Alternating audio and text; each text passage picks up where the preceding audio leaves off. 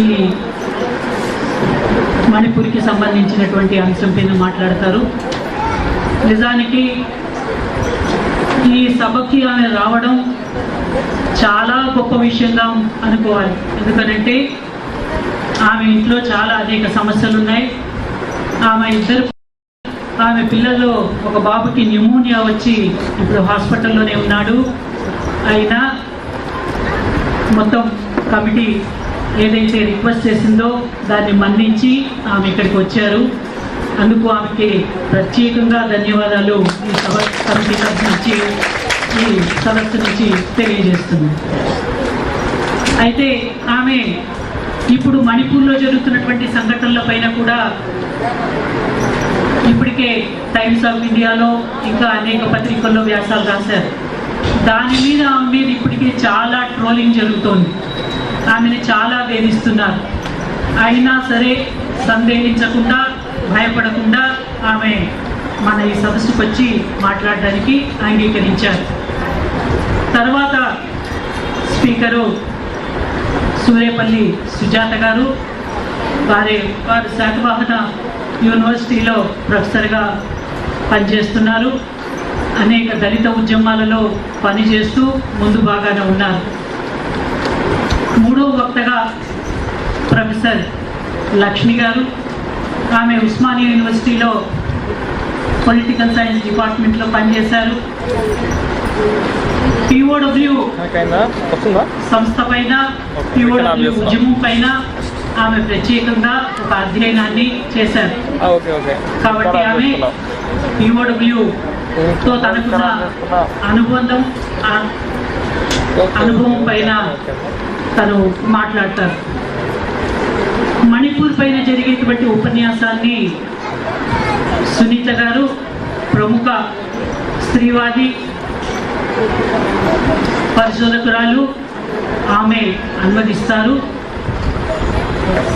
ఆ అనువాదం 15 నిమిషాలు ప్రధాన వక్త మాట్లాడిన తర్వాత ఆగి మళ్ళీ తెలుగు ట్రాన్స్లేట్ అయి తెలుగులోకి అనువదించబడిన తర్వాత మళ్ళీ ఆమె ఉపన్యాసం మళ్ళీ కొనసాగుతుంది. నేను ఎక్కువ సమయం మీకు తీసుకోను. ఈరోజు దేశమంతా మణిపూర్ గురించి మాట్లాడుకుంటుంది. అందరూ మణిపూర్ వైపే చూస్తున్నారు.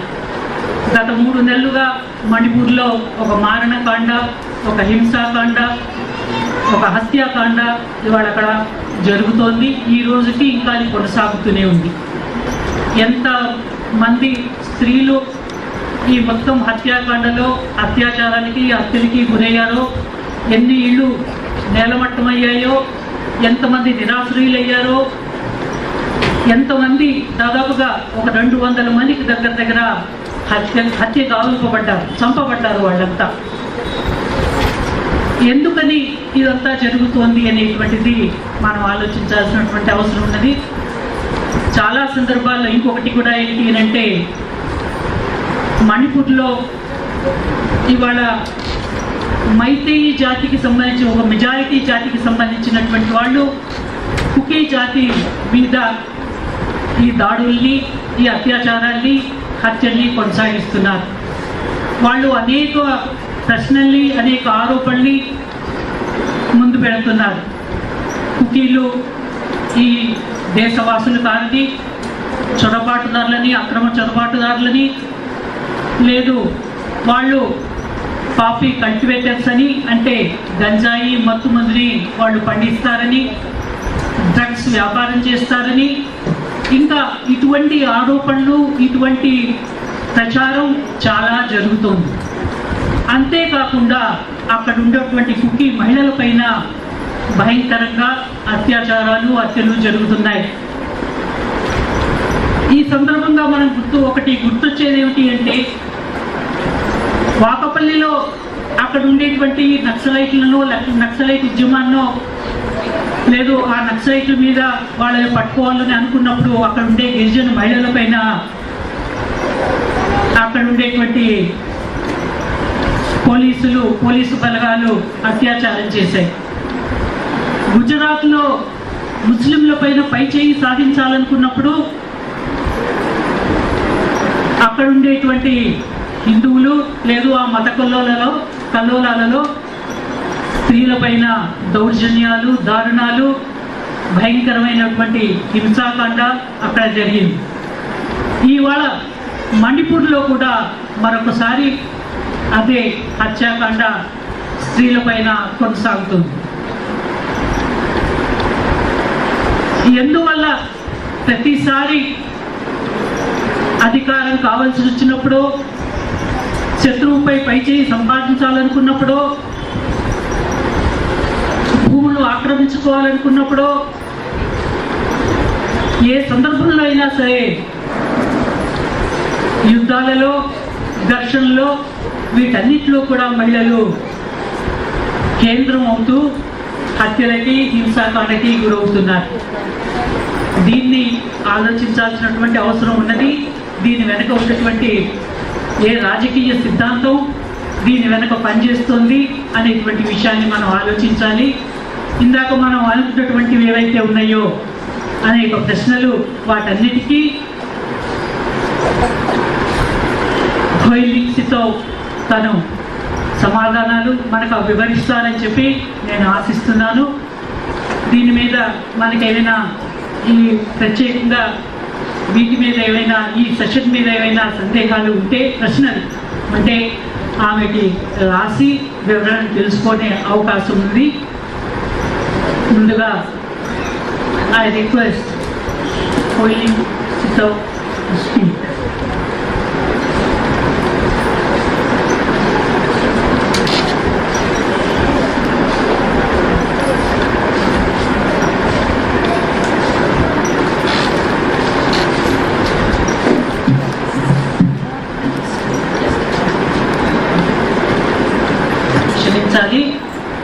అధ్యక్ష వర్గాన్ని స్టేజ్ మీదకి పిలవడం నేను మర్చిపోయాను. వాళ్ళందరూ సంధ్య, ఝాన్సీ గారు, అరుణ గారు, అలాగే సుజ్ఞానమ్మ వేదిక మీదకి రావాల్సిందిగా, ఈ సెషన్ని నిర్వహించవలసిందిగా వారిని ఆహ్వానిస్తున్నాను.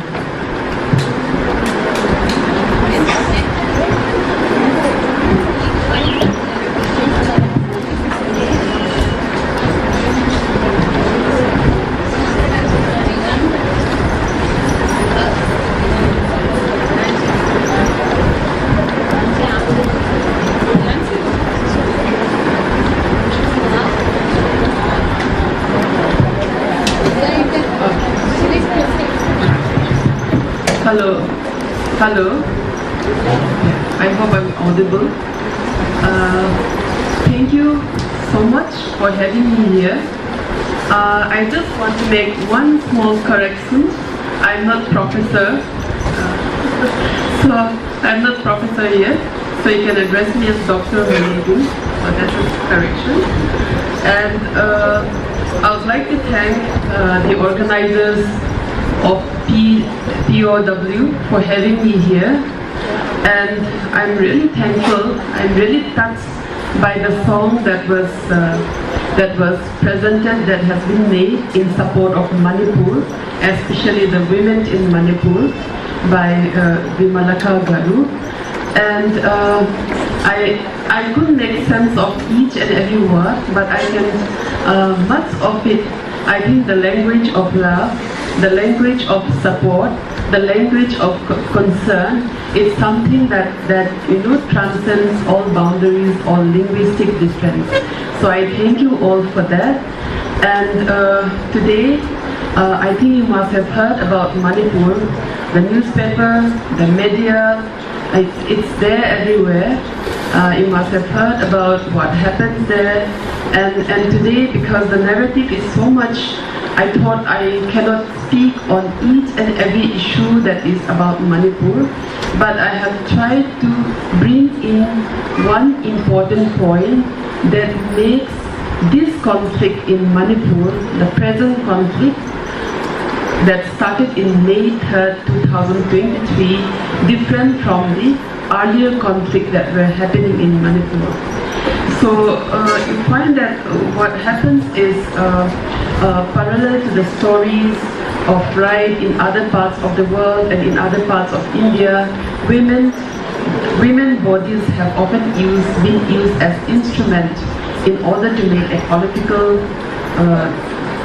propaganda, in order to make a political statement, right? So sadly, that is what is exactly happening in Manipur.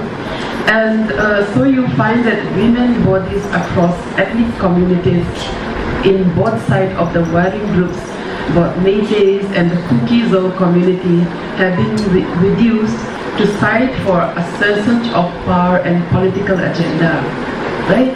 So you see that they, you must have sent what I think the most recent one that came in was also about another rape issue that had been debunked. But I think it's also a proof to the fact that a proof to the vulnerability of women who are used as battlefield, right? And so the difference here, which I'm trying to bring out, and the difference in this present conflict in Manipur is the role played by disinformation campaign, right? So how fake news, misinformation is playing a big role in exacerbating the conflict in Manipur. So you find that it's this narrative war, this misinformation, this disinformation that has been passed around, to my belief, is something that have kickstarted and also continue to sustain the conflict till today, right? And this, and I would like to highlight here how this information has been used in two broad ways, right? The first is, as Sandhya ma'am has brought out, how the labeling, the stereotyping of Kuki people have been being done in the present narrative, and how they have been branded, stereotyped as poppy planter, as illegal immigrants, as narco-terrorists, right? So you find that this being used not only in the protest, in the rally in Manipur, but also outside India in different space when the Meitei community use it in order to protest, in order to label against the Kuki-Zo community, right? So in order to label a whole community as a national security threat, by branding them as illegal migrants, narco-terrorists and poppy planter. So this labeling was necessary in order to justify their possession of violence, and so that they could claim that it was a result of the action taken by state administration in order to check illegal influx from open border with Myanmar, right? So if you look at the Manipur, the geographical locations of Manipur in the map of India, you find its close proximity, it shares a border with Myanmar. So that have been used, has been used in order to portray the people as stereotype the whole population, the whole 16% of the population of Manipur, who consisted of Kuki-Zo community, as poppy planter, illegal migrants, and narco-terrorists, right? And I just want to debunk this theory first, and then we'll come to the issue of women. And so this questioning people's identity has always been an act of dehumanizing them, right? So when you question a person's identity, saying that you are not of this country, you are not of this, you are not like us, you are different, you are not an insider, but you are an outsider, right? So you are dehumanizing them, and you make them a national security threat, and you also make them what social anthropologists call key label bodies. Right, so they don't have the right, they don't have the right to land, they don't have the right to an identity or a citizenship as an Indian citizenship, right? So there are two important historical accounts that have often been proved by the Kuki-Zo community in order to prove their indigeneity as citizens of India, right? The first is that is often cited is their participation in the Indian National Army, INA, during the 1940s. Right? So the Kuki tribals of Indo-Myanmar frontier, because Manipur is in the frontier, played a major role in helping the INA. So in a difficult terrain, they acted as guides, spies, and also foot soldiers. And in an article written by Sumatra Bose in 31st July of this year, in The Wire, he wrote how Netaji Subhash Chandra Bose came to Churachandpur. Later, many Kukis were given pension by the Indian government for their involvement in the INA. Right? So you find that in Manipur, in Churachandpur, among the Kukis, there are many pensioners who played a prominent role in the Indian National Army under Subhash Chandra Bose.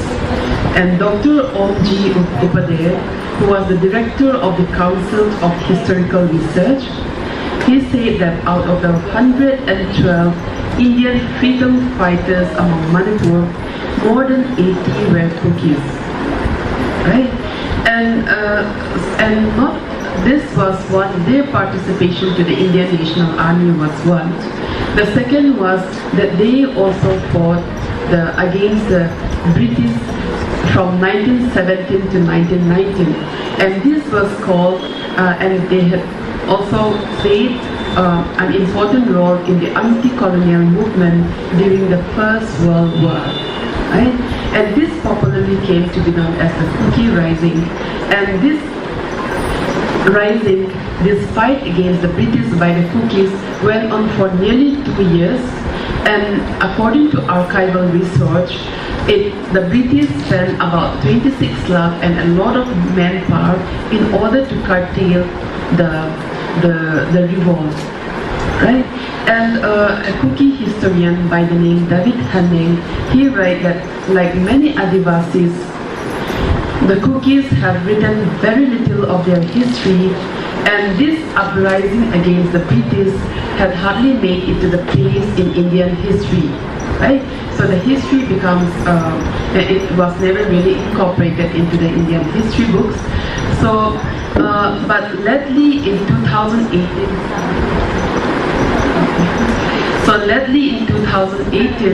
when among the Kukis, there were groups who wanted to start writing about the history, looking at it from the archival research, which write Kuki Rising. In the British archival research, it was recorded as Kuki Rebellion. It was recorded as the Kuki Rising of 1917 to 1919. Right? So, in fact, 2 books were written. One was the Anglo-Kuki War of 1917 to 1919, a frontier uprising against imperialism during the First World War. Right? And a second book was also written on the Anglo-Kuki War. But right now what is happening is that FIR has been alleged, filed against this author. It was alleged in the FIR that it was a case of dissemination of false and concocted history of Manipur, because the archive recorded as Kuki Rebellion. Well, and they had used the allegation was that these authors had used their own subjective interpretation by calling it war. Right? So this question arises as to why should the Kukis, a community that fought alongside the INA and fought against the British, be called outsiders, right?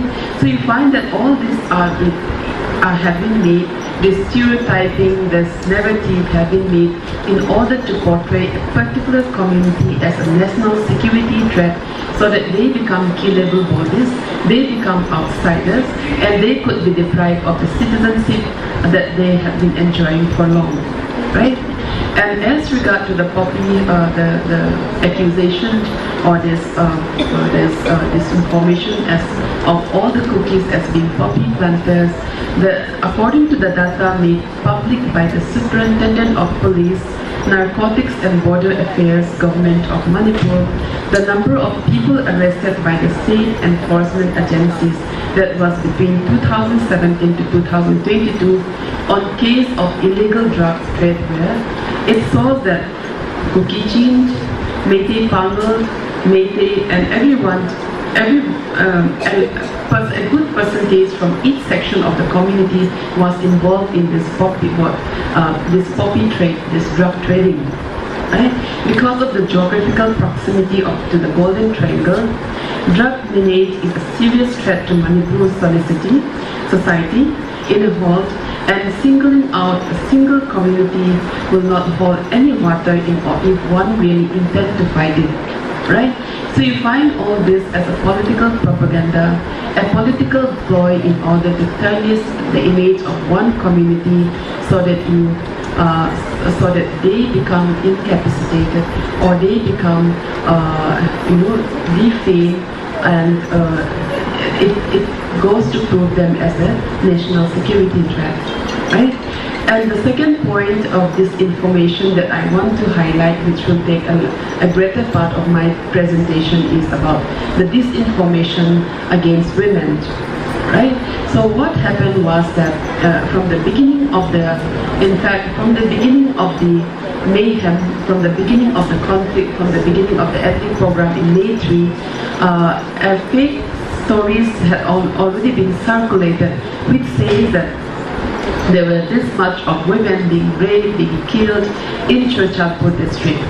And the reason why Churachandpur district was because Manipur Churachandpur district is one of the districts in Manipur in which has a majority of Kukis or population, right? So and this so on May 3rd, 2023, the All India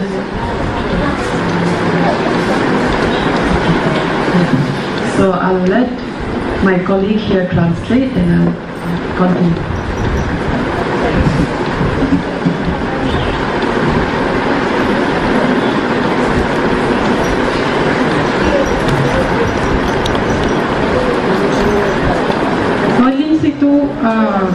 university of హైదరాబాద్లో sociology డిపార్ట్మెంట్లో teacher.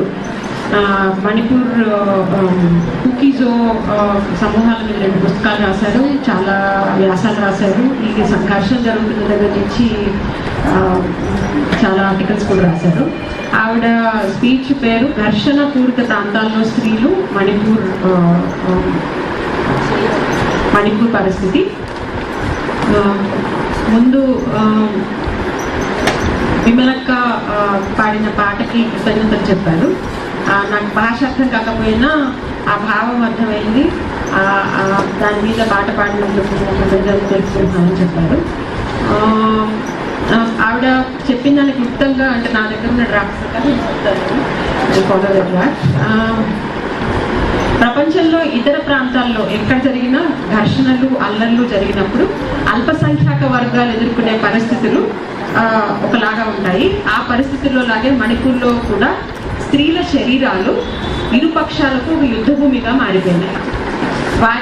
వారి అధికారం, రాజకీయ agenda ముందుకు తీసుకెళ్లడానికి, అంటే వాళ్ళ సమూహాల అధికారం, రాజకీయ ఎజెండా ముందుకు తీసుకెళ్ళడానికి స్త్రీల శరీరాలు పనిముట్లుగా మారినాయి, ఒక టూల్స్గా మారినాయి.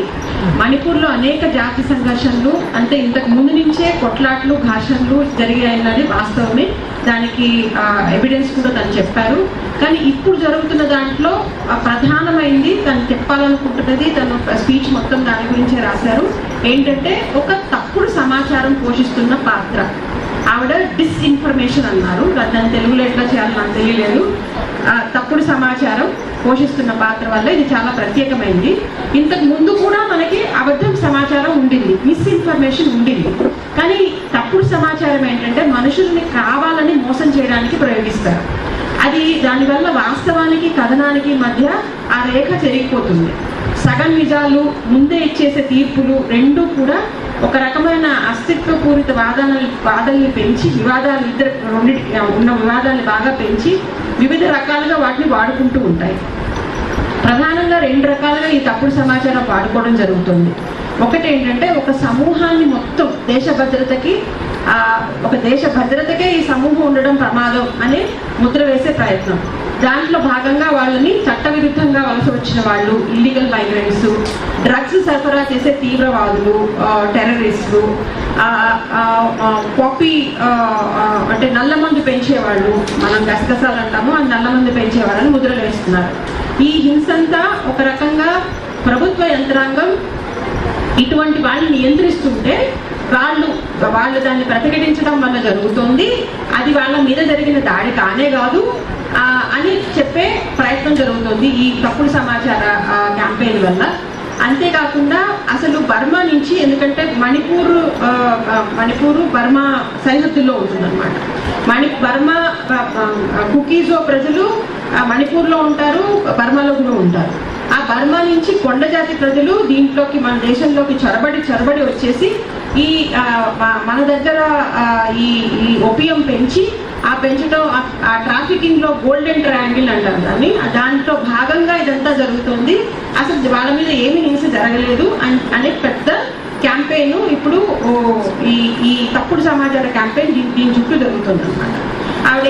ఆవిడేమంటున్నారంటే ఒక ఫస్ట్ చూసుకుంటే కనుక వీళ్ళు చొరబాటుదారులు అని అంటున్నారు కదా, అసలు మనకి చరిత్ర చూసుకుంటే కనుక కుకీజో ప్రజలు సుభాష్ చంద్రబోస్ నేతృత్వంలోని ఇండియన్ నేషనల్ ఆర్మీ లో ప్రధాన పాత్ర వహించారు.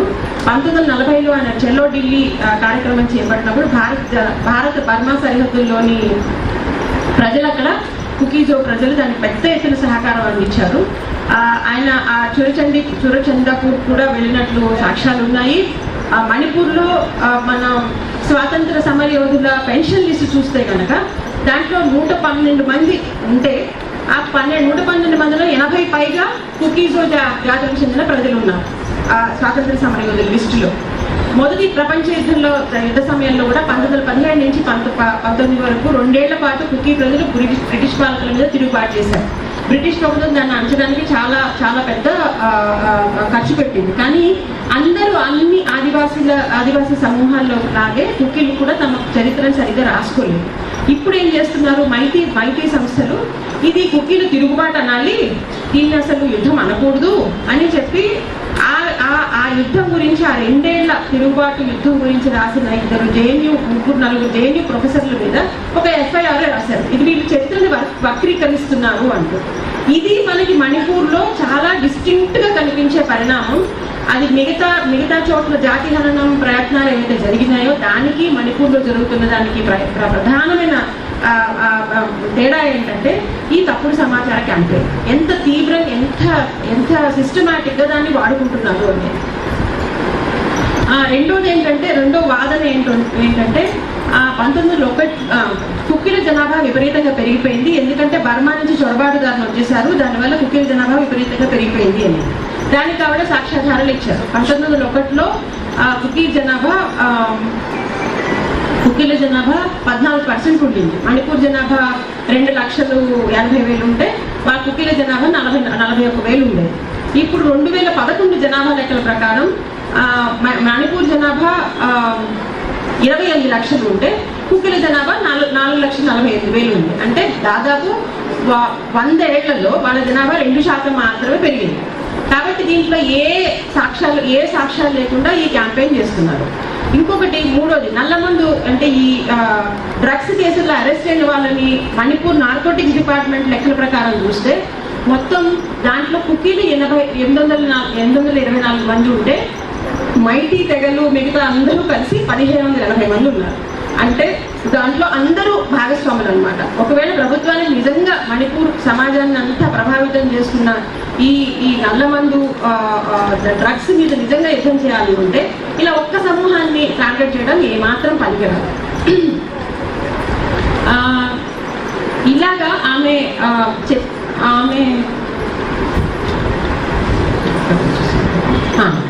సో ప్రతిసారి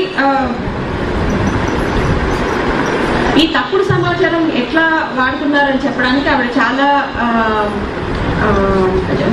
చాలా రకాల ఇన్స్టెన్సెస్ చెప్తున్నారు. ఈ చెప్తున్న దాంట్లో ఆమె ముఖ్యంగా అనేది ఏంటంటే ఈ మొత్తం క్యాంపెయిన్ అంతా కూడా స్త్రీల శరీరాన్ని ఎలా వాడుతుంది అని. మైటీ కమ్యూనిటీస్ వాళ్ళు కుకీజో సమూహాన్ని ఒక తీవ్రవాదులుగా రాక్షసులుగా చూపించడానికి, మనుషులు కాదు వీళ్ళు రాక్షసులుగా చూపించడానికి మా కమ్యూనిటీ మా సమూహం ఆడవాళ్ళ మీద వీళ్ళు అనేక రకాలైన దాడులు చేశారు, చంపేశారు అని చెప్పేసి ఒక అబద్ధపు సమాచారాన్ని సిస్టమాటిక్గా వాడుతున్నారు. దానికి ఆవిడ చాలా ఆవిడ మెసేజ్ ఒకటి చెప్పారు. న్యూస్ క్లిక్లో రాసిన ఆర్టికల్లో ఆవిడ దాన్ని అదేంటంటే మైటీ స్త్రీలను చూడండి కోర్లో బహిరంగంగా అత్యాచారం చేశారు అని చెప్పేసి ఈ మెసేజ్ని అందరి దగ్గరికి పంపించండి అని చెప్పారు. అలాగే ఇంకొక దాంట్లో అది ఇంత చేస్తే అట్లాంటి సంఘటన ఎక్కడ జరగలేదు అని మణిపూర్ పోలీసులే చెప్పారు. ఇంకొక సంఘటనలో ఏం చెప్పారంటే ఇట్లాగా ప్రతిసారి వాళ్ళు జంతర్ మంతర్లో ప్రొటెస్ట్ చేసినప్పుడు కూడా ఒక పెద్ద బొమ్మని, ఒక ఆవిడ బొమ్మని చూపించి వీడి మీద లైంగిక దాడి జరిగింది అని చెప్పారు. అలాంటిది ఏమీ జరగలేదు అని అన్ని పోలీసులు ఒకటి చెప్పారు. అసలు ఆవిడ అరుణాచల్ ప్రదేశ్కి చెందిన ఆవిడ అని చెప్పేసి అది తేలింది. ఇంకొక చోట ఇలాగే ఇంఫాల్ ఆసుపత్రిలో కూడా ఇలాగే ఇంకొక చోట జరిగింది. బేసికల్లీ ఆవిడ ఏమంటున్నారంటే కుకీ జో స్త్రీలపై హింస జరపడానికి, వాళ్ళ ఆ సమూహాల మీద దాడులు చేయడానికి మా ప్రజలు మా ఆడవాళ్ళ మీద ఈ దాడులు జరిగినాయి, దీనికి ప్రతీకారంగా మేము తీసుకుంటున్నాము అని ఆ ప్రతీకార దాడులు అనేది ప్రతి ఇన్స్టెన్స్ లో వాళ్ళు అక్కడ చేసిన వాళ్ళు యాక్చువల్లీ మేము అసలు మా మీద చేశారు కాబట్టి మేము చేస్తున్నాము అని చెప్పేసి ప్రతి చోట సమర్థించుకున్నారు అని ఆ విషయం అని ఎగ్జాంపుల్స్ చెప్పారు.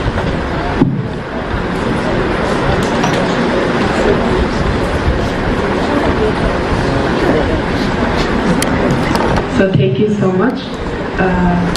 Okay. Yeah. So we continue with. Thank you. My colleague have explained it very well. So in this discussing about the plight of the women, as my colleague also mentioned. So this information or this fake news was also used in order to justify the act of attribution that were on women. And at first I was not very sure when I wrote this article in Newsclick about the connection between the fake news and the actual atrocities on women. But then I got to listen to one of the victims, in fact it is the victims of the viral video that has become quite profound and has been said widely, very sadly. There was one witness in this case that happened in Deep Haidan of the naked parading, and she was, in fact, the YouTube video was recorded in 18th of May, and that was, I think, the same day in which FIR was filed to the police station. And so she said something that, when all these atrocities were done on the women, they also say that, we are doing this to you because your people have done the same thing to our women in Chochampu district, which is a Kukizo district. Right? So that is my connection of the fake news and the actual atrocities that are committed on women.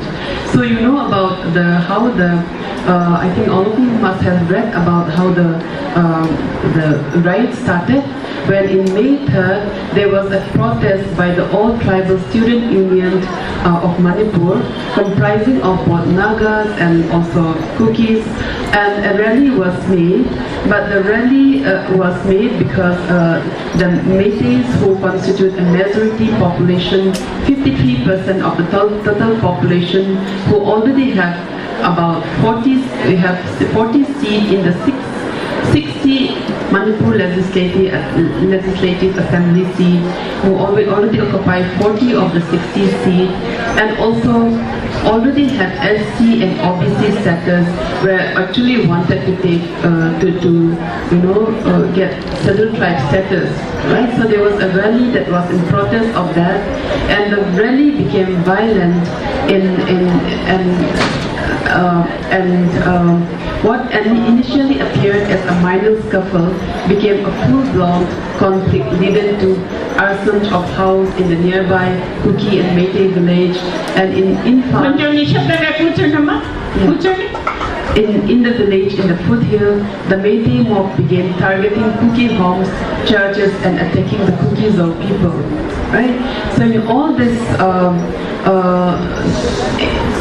though it is the viral video that was showcased that became popular in 19 July that had wake up the country to the plight of the women, but there are also cases of atrocity that are there, and in which this fake news and this disinformation campaign had a very important role to play, right?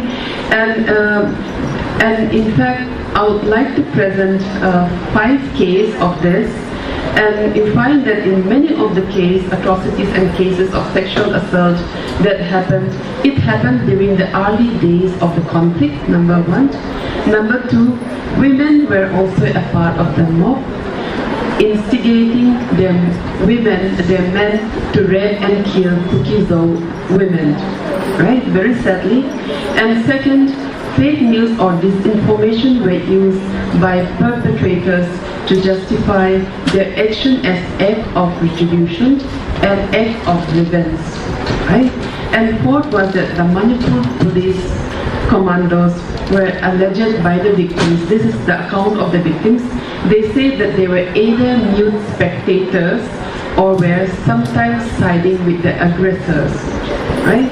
And the 5th point that I can make from all the cases of atrocity that has been studied is that sexual violence against the women was because of their identity as Kukizo women. And you find that in an article that was written in Hindustan Times, Josephine Kipken writes, the perpetrators were making their territorial boundaries not just on land but on the bodies of the other women who were considered to be outside their territory, and matched them between the intersection of their gender as women and ethnic identities as Kukizo tribals. They became signifiers of ethnic and socio-cultural difference between the warring communities, right? So it was used in order to make a political statement. This body were used to make a political statement, right? And at the beginning of the conflict, there was this SMS that was passed around, which I would like to read it out. And in this SMS that was in the local language, translated in English for the purpose of this presentation, without, in Churchandpur, Métis women have been raped openly en masse. They use hoe and sword and kill people, Métis. One person each from every household are requested to come forward and save Churchandpur Métis. Send this message to as many people as possible and let us all forward this message to 100 people, each people from our contact list, right? So this was how this information was spread by Ms. Crane from the community. So you find that it's not always, you can't blame the whole community for this, but a lot of them have been misguided by someone with very bad political intent, right? And in order to promote their propaganda and strengthen public support in that direction, radical Métis group had circulated fake news about Métis women being raped, despite the fact that this has been debunked many times. Many women or like many vigilante groups from the oppressor side have continued to believe such theory, right? So you find that this has to do with the kind of polarization that is happening, and so one debunking was done by the Director General of Police of Manipur, who clarified that there was no rape case of Métis women in Churchandpur. And then there was an allegation of the raping and killing of Métis nuns in Churchandpur Medical College, but the viral picture was later disproved by one newspaper outlet, and it was found to be of a woman who had died in Mathura in 2022, right? So this picture of another person that had died in 2022 was used as depicting a woman that was raped in Churchandpur, that was used to mislead people, right? So the father of the alleged victim, Dr. K. Achauba, is the Meitei himself. So he clarified with ISTV, which is a local news channel, that his own daughter was safe and the rumor about her was incorrect, right? But then this did not really stop, but the disinformation campaign did not stop there. There was also, in order to portray Kuki-Zo men as sport operatives, Meitei protester of Jantar Mantar carried with them a remote size of women they claimed to be a Meitei women who was physically assaulted by the former, right? But then the photo was also confirmed to be that of a domestic abuse victim in Arunachal Pradesh. So there were many other cases of debunking of theories. In fact, in another case, the rumor was that there were 37 women who were killed, dead bodies of 37 Meitei rape victims along with a 7-year-old child, was lying in the morgue of Siza Hospital in Imphal, right? But the hospital itself clarified that they were not, in fact, they denied the claim, stating that the hospital does not perform post-mortem examination, right? So you find that this information campaign was circulated in order to anger the mass, the mob, in order to commit the hate and justify their act of violence, right? And so this fake news of raping were used to malign a particular community, inciting communal violence, which resulted in the actual lynching of women from the targeted Kuki community, right? And this is how fake news were used. Fake news about the rape of Meitei women was spread, maligning the Kuki-Zo community. This inflamed communitarian feeling, and ultimately it resulted in the targeted lynching of Kuki-Zo women, right? And so this raping or revenge rape that was used as used like a psychological warfare to diminish the enemy by dishonoring them to their women, right? And in the narrative account of the survivors and families of the victims, the perpetrators have often justified their deed as an act of retributive violence, right? We are doing this to you because your men have done this to our women in Chochanpur district, right? So the violence on women started in May 3rd itself, right? So the protest started in May 3rd. So in the evening of May 3rd, around 9 p.m., the first victims were the students of Manipur University. It is a university that is located slightly in the outskirts of the city. Yeah? So translation. Okay.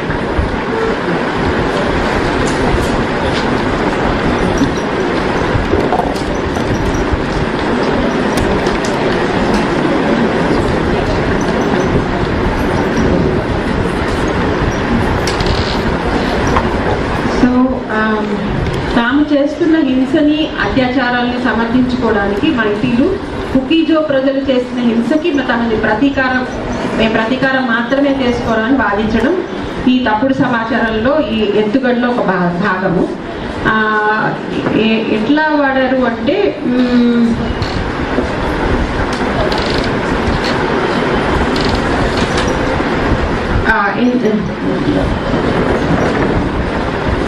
కొంత SMS ద్వారా కొంత మెసేజ్లు ఒకటి పెట్టారు. అదేంటి దాంట్లో చూర్చందాపూర్లో మైతీ స్త్రీలను బహిరంగంగా అత్యాచారాలు చేశారని, చాలా రాక్షసులుగా ప్రవర్తించారని, వాళ్ళందరినీ చంపేశారని, దీనికి ప్రతీకారంగా అందరూ సిద్ధమవ్వాలని చెప్పేసి మొత్తం ఒక గ్రౌండ్ సిద్ధం చేశారు. ఈ సంఘటన అట్లాంటిది ఏమి జరగలేదు అని చెప్పి మణిపూర్ డీజీపీ చెప్పారు. ఇంకో దాంట్లో ఏం చేశారంటే ఒక మెడికల్ కాలేజీలో ఒక మైతీ నర్సుని రేప్ చేశారని ఒక ఫోటో అందరికీ పెట్టారు. కానీ అది 2022లో చనిపోయిన మధుర అనే అమ్మాయి ఇంకెక్కడో రాష్ట్రంలో అమ్మాయి అని తేలింది. ఆ నర్సు వాళ్ళ నాన్న ముందుకు వచ్చి మా అమ్మాయి బాగానే ఉంది, ఆమెకి ఏం జరగలేదని ప్రకటించారు. అలా కాకుండా తర్వాత పదే పదే కుకీ ప్రజల్ని ముఖ్యంగా మగవాళ్ళని రాక్షసులుగా చూపించే ప్రయత్నం ఈ ఫేక్ న్యూస్, ఈ డిసెక్మేషన్ క్యాంపెయిన్ లాగా చేశారు. వాళ్ళందరూ ఒక రేపిస్టుల గుంపు, అలాగా మొత్తం కొండల ప్రాంతాల నిండా వీళ్ళు అందరినీ రేప్ చేసుకుంటూ తిరుగుతున్నారు అని చెప్పేసి ఆ ప్రచార ఉద్యమంగా చేశారు. జంతర్ మంతర్లో మైటీలు ఒక పెద్ద నిరసన చేస్తూ ఒక ఉమెన్ బొమ్మని పెద్ద బ్లో అప్ చేసేసి అది ఈవిడ మీద అత్యాచారం జరిగిందని ప్రచారం చేశారు. కానీ ఆవిడ అరుణాచల్ ప్రదేశ్లో ఒక కుటుంబ హింస బాధితురాలని తేలింది. ఇంకొక చోట ఏం చేశారంటే ఇంఫాల్ ఆసుపత్రిలో 37 మంది స్త్రీల శరీరాలు ఉన్నాయి, లైంగిక దాడులు జరిగిన శరీరాలు, వాళ్ళందరినీ చంపేశారని ప్రచారం చేశారు. తీరా చూస్తే అది ఈ ఆసుపత్రి వర్గాలు అసలు మేము పోస్ట్ మార్టం చెయ్యమని, ఇదంతా అబద్ధం అని చెప్పేసి వాళ్ళు చెప్పారు. ప్రతి అబద్ధ వార్తని అబద్ధమని నిరూపించారు, కానీ ఈ లోపల జరగాల్సిన నష్టం అంతా జరిగిపోతుంది. మైటీ స్త్రీల శరీరాల గురించిన అబద్ధ వార్తల్ని, ప్రచారాన్ని కుకీజో స్త్రీలపై హింస యాక్చువల్లీ జరపడానికి, వాస్తవంగా జరపడానికి, అంటే అసలు ప్రజలపై హింస జరపడానికి, వాళ్ళ శరీరాలపై లైంగిక దాడులు జరపడానికి వాడుకున్నారనమాట. సో ఇది ఆ పద్ధతి ఏంటంటే ముందు మైటీ స్త్రీలపై లైంగిక అత్యాచారాలు జరిగాయని ఒక అబద్ధ వార్తల్ని ప్రచారం చేయడం, దాని ద్వారా ఒక మైటీ సమూహంలో భావోద్వేగాల్ని ప్రేరేపించడం, దాని పర్యవసానంగా మేము కుకీజో ప్రజలపై ఆ స్త్రీలపై దాడులు పాల్గొంటాం. ఇంతకీ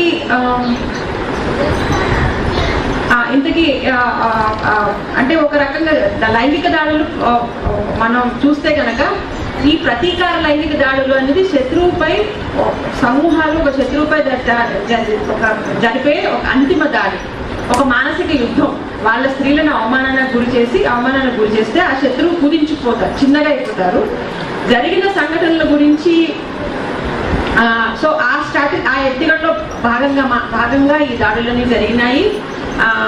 మనం జరిగిన ప్రతి సంఘటన గురించి ఆవిడ డీటెయిల్స్ గా ఒక వివరాల్లోకి వెళ్తే ప్రతి చోట దాడులు చేసిన వాళ్ళు మేము ప్రతీకార దాడులు మీరు మాకు చేశారు కాబట్టే మేము చేస్తున్నాం అని యాక్చువల్లీ వాళ్ళు సంఘటనలో ఉన్న సాక్షులు చెప్పారు, ఆ సంఘటనకి గురైన బాధితులు కూడా చెప్పారు. ఆ సంఘటన వివరాలు తను చెప్తారు. ముందు మణిపూర్ యూనివర్సిటీలో ఒకటి జరిగింది. మణిపూర్ యూనివర్సిటీలో విద్యార్థులపై జరిగిన దాడుల గురించి మొదలు పెడుతున్నారు.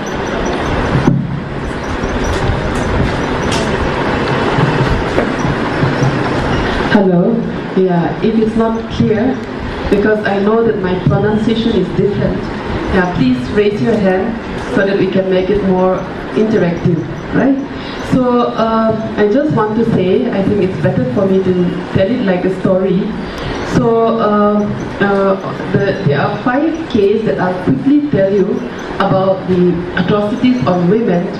The first started with on May 3rd itself,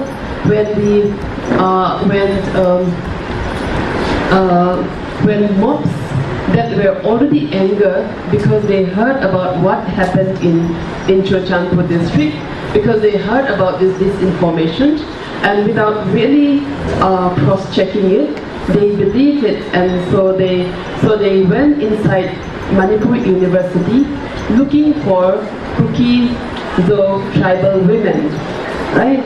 So even the boys were pulled out of their hostels, because this is a university hostel, and the women, they had some of them, in fact my respondent, the women that I spoke to is a PhD student, and she said that luckily she was hiding inside the bathroom in her hostel, and so they did not find her, but she could hear people mobs shouting outside. They had come with knives, they had come with spear, they had come with all kinds of instruments that can hurt people, and they were saying, is there any Kuki women here? Kill Kuki women, right?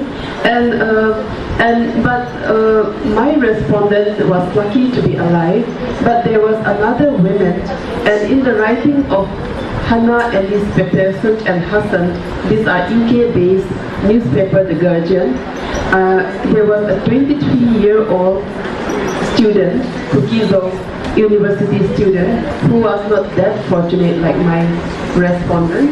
And she was captured while trying to escape from the university with her brother, right? And in her, from what she says that they started tearing her clothes and they were shouting that people have raped Meitei women and now you should pay for it. And they beat her and dragged her to a nearby house. And she said that she kept begging them to let her go, but they were shouting that revenge of rape is rape. And 6 men dragged me to another room and tore my clothes and did wrong things with me, right? And she said that she still has scars on her body. So this is the first case. And the second case was in May 4th. And this incident came from the video that became viral in 19 July. But this had actually happened on the 4th of May, right? The world got to know about it on the 19th July, but it happened on 4th of May. And after the Meiteis burned down their villages, so according to the account of a survivor that was interviewed by Jogi Student Federation, this is there in the YouTube video, it's uploaded on 18 May. She says that the village was burned down, and she narrated that Meitei mob comprised of the surrounding villages of her neighboring village, led by Meitei radical group of Arambai Tengol and Meitei Lupus had burned down their village, and they were made to walk about. They were made.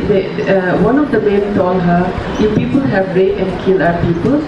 And the incident was first reported on 18 May 2023, right?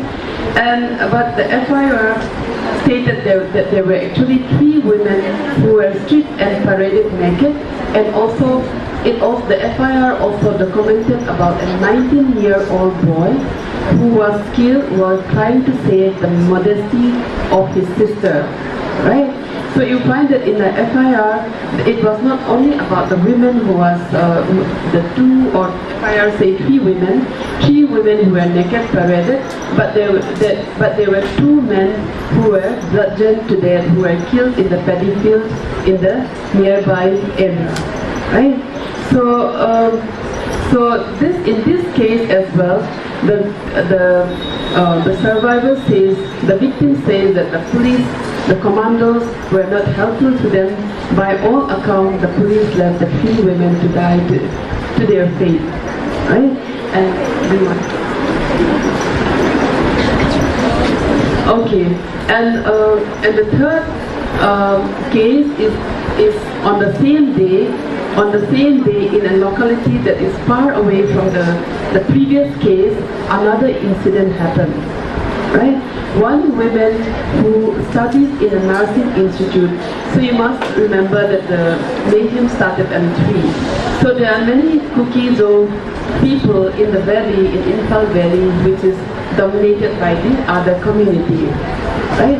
And the case, and this was the case of the 20-year-old Agnes and her friend, and they were told by a mob of 40 people comprising of both men and women that saying that if your community people can do all those bad things towards our women, why would we be able to do the same to you?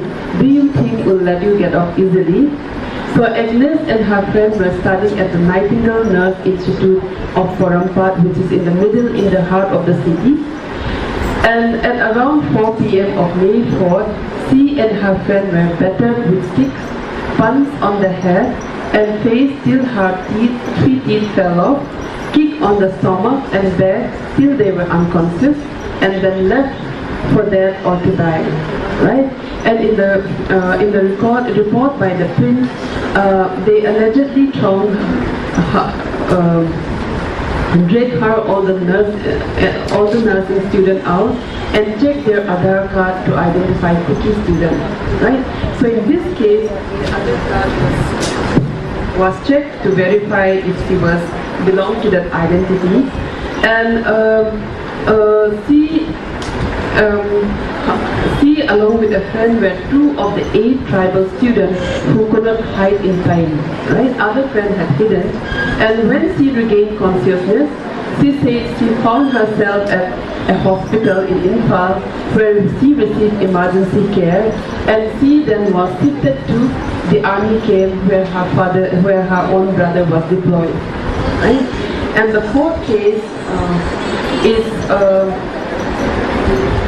the case of 2 women who were brutally murdered, and the case that is also coming up because the dead body has also become viral. And if you look at the picture of the dead bodies of these 2 women, you can see that a cup burnt, and there's a lot of telling. It tells a story that the story of what they must have gone through before they actually died, right?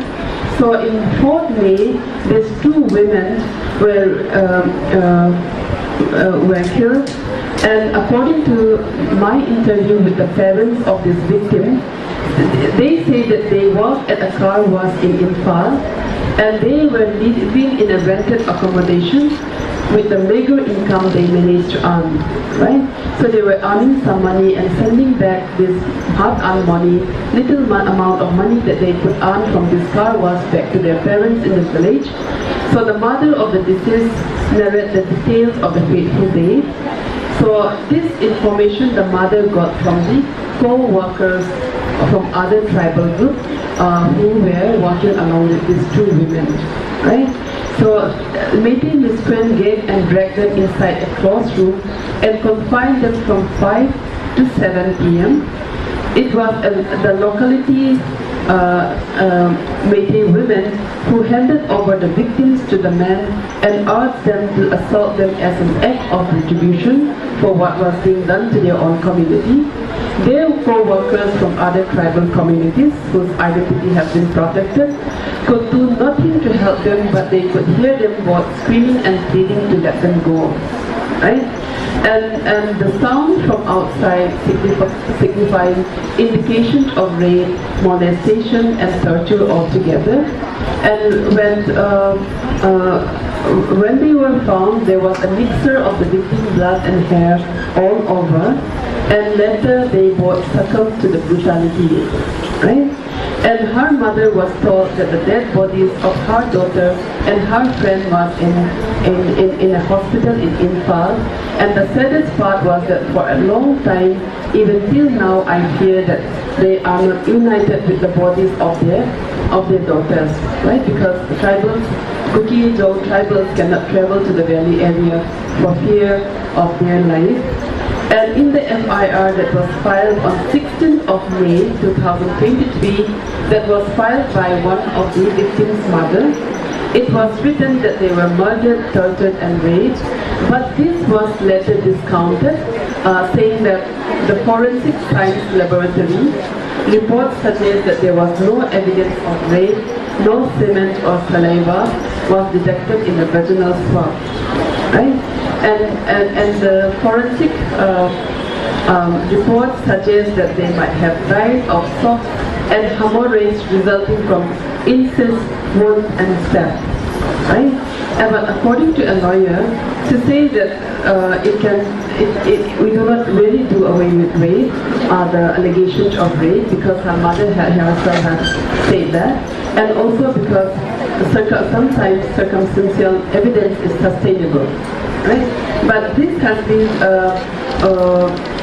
questioned by the families or the relatives of the victims in saying that no consent was taken from the relative of the victims, or they were not called to identify the body. And is the post-mortem that was done out of 2 months really valid, right?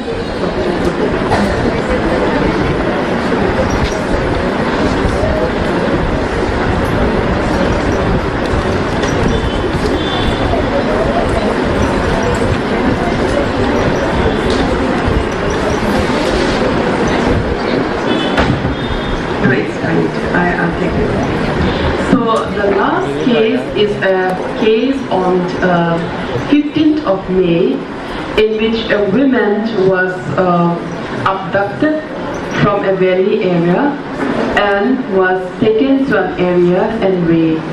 Right? So this was the case of the victim called Kim. Her name had been changed because she's still alive and she's still 18 years of age. She was kidnapped from Chekon in Imphal and was taken to a compact Meitei settlement area 1K Ayampali, right? Where a mob including men and women assembled and started assaulting her physically. So the men kicked her on the stomach, hit her eyes with the butt of the gun, and when I saw her picture, when I interviewed her over phone, her eyes were still red and she was unable to speak properly. I had to speak to her through an interlocutor who was taking care, a volunteer woman who was taking care of her. Right? So she had severe marks on her right eye. She was blindfolded with her hands tied at the back. And when she resisted their sexual advance, when they were trying to sexually molest her, they treated her with dire consequence, including chopping her